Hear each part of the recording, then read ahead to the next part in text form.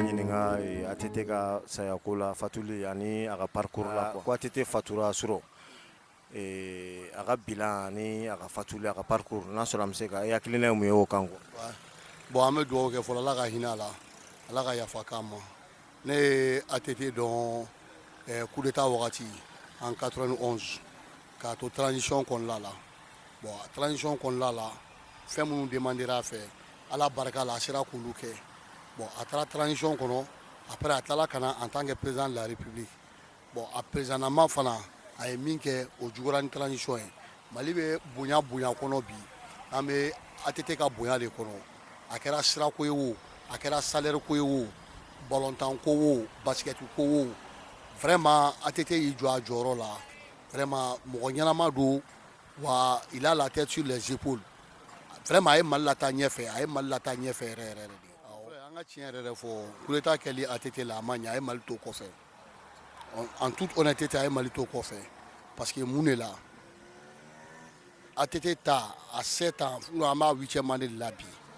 rien n'a changé an ka tiɲɛ yɛrɛ fɔ rien n'a changé o de nana ni coup d'état wɛrɛ ye o de nana ni coup d'état wɛrɛ ye donc rien n'a changé ATT ye min kɛ ni président wɛrɛ nana ko o kilancɛ kɛ vraiment Mali bɛ développer ka tɛmɛ nin bɛɛ kan awɔ O de kun don baasi tɛ donc toi tu étais contre le coup d'état. Non, j'étais contre le coup d'état. Le coup d'état me ATT là, moi j'étais contre. Est-ce qu'il y a une femme? En réalité, en démocratie, coup d'état main. Bon, ATT il était bien parti. Ni ATT regarde Jatemne. ATT ça ne restait que 6 mois le coup d'état. Hein? Donc vraiment, à Mania quoi, à Mania, il y a un segin quoi, à me doit que Allah k'an kisi a ɲɔgɔn wɛrɛ ma. Allah ka hinɛ ATT la, Allah k'a dayɔrɔ sumaya. Vraiment, an bɛ Ala tanu. Ala ye mɔgɔba dɔ tila an na bi. Parce que Ibeka min ATT min filɛ Alahu Taala y'a kɛ mɔgɔ ye a kɛra Mali fɛ mais Mali t'a den ɲuman fɛ Mali den ɲuman Mali t'a fɛ parce que i kan ka dugawu de kɛ n'i ye mɔgɔ sɔrɔ mɔgɔ min ye mɔgɔ ɲuman ye a ka si kɛ jamana kɔnɔ fo ka taa sa a ka do laban ma o de ka d'an na mais ni mun nana dɔrɔn u b'o gɛn ni mun nana dɔrɔn u bɛ kuma lankolon fɔ c'est pas bon o man ɲi an bɛ dugawu kɛ nin ye maa ɲuman de ye vraiment ŋaniya kun ka ɲi a ka wagati mɔgɔ mɔgɔ gɛrɛla la bɛɛ y'a ta sɔrɔ jamana yɛrɛ jara waati vraiment ATT kun ka ɲi a dusukun ka ɲi a nusa ka di wa a bɛ wuli bɛɛ ka kungo la kungo o kungo n'a dabɔra o de ye mɔgɔ ye n'i ko i ka ko si dɔn fo i ka don ko de kɔnɔ mais i sigilen tɛ se ka ko bɛɛ dɔn o la an bɛ dugawu kɛ Alahu Taala k'a jiginyɔrɔ ɲɛ vraiment a y'a seko kɛ a ka tile kɔnɔ an kɔni min b'a a ko si dɔn an bɛ kuma o kan a ye mun kɛ a y'a kɛ k'a ɲɛ a ye ko caman kɛ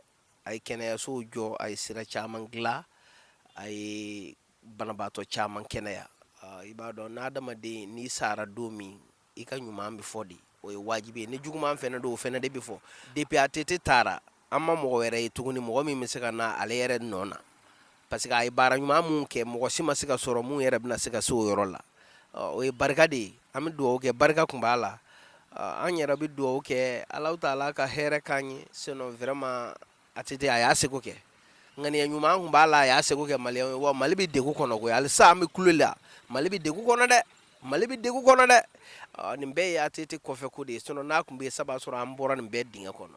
Min tilala an na bi belebeleba tilala an na c'est une grande perte pour la nation c'est une grande perte pour tous les Maliens cɛkɔrɔba min don cɛkɔrɔba ɲuman tun don an y'a ka 10 ans transition ensuite 10 ans vécu avec lui je pense que mɔgɔ min don a y'a tɔgɔ to Mali kɔnɔ a ye baara min kɛ a tɔgɔ tɛ se ka tunu Mali la cogo si la a se ye fɛn fɛn a y'o kɛ Mali la an b'a muso fana fo a muso avant tout dɔgɔtɔrɔ de don ne yɛrɛ ye dɔgɔtɔrɔ ye ne yɛrɛ n'a muso ye baara caman kɛ ɲɔgɔn fɛ an tilala ka sigi kɛ ɲɔgɔn fɛ base B la donc an donna ɲɔgɔn na kosɛbɛ donc vraiment an dusu kasilen don bi mais Ala ka hɛrɛ de don an bɛɛ ka hɛrɛ de don an bɛ dugawu de kɛ Ala ka yen fisayamaniya ɲɛ.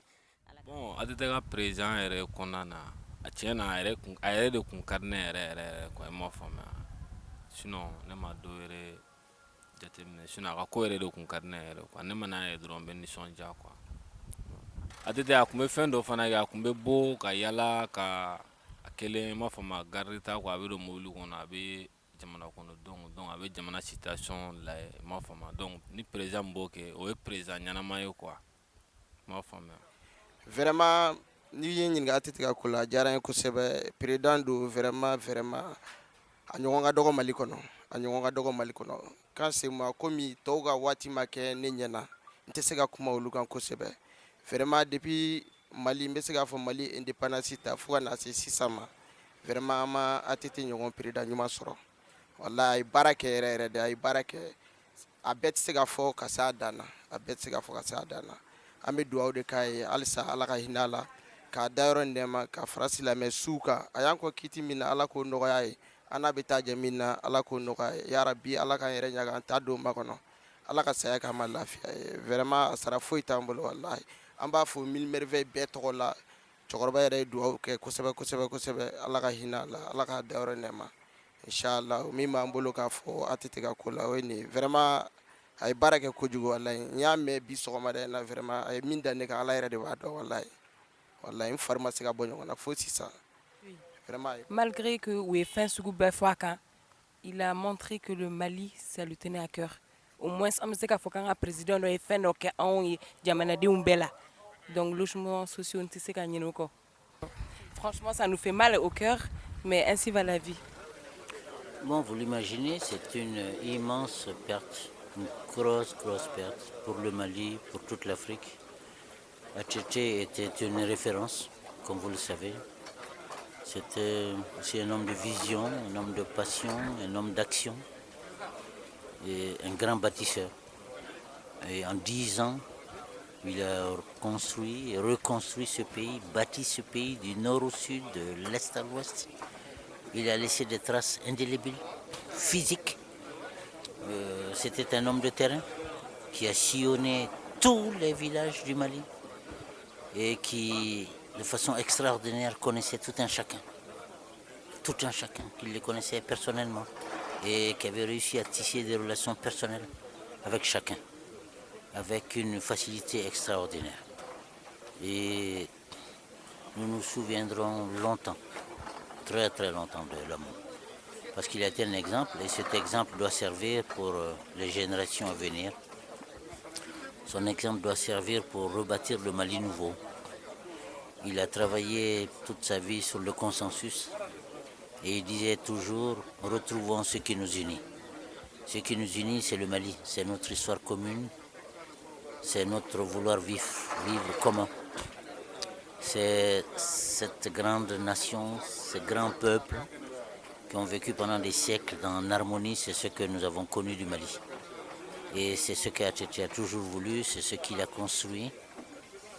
Et aujourd'hui, nous pleurons un homme qui a été un exemple toute sa vie pour construire justement ce Mali-là. Et comme on dit dans nos traditions, un grand arbre vient de tomber. Un immense arbre vient de tomber. Un baobab vient de tomber. J'espère que nous en tirerons toutes les leçons. Je dis bien toutes les leçons.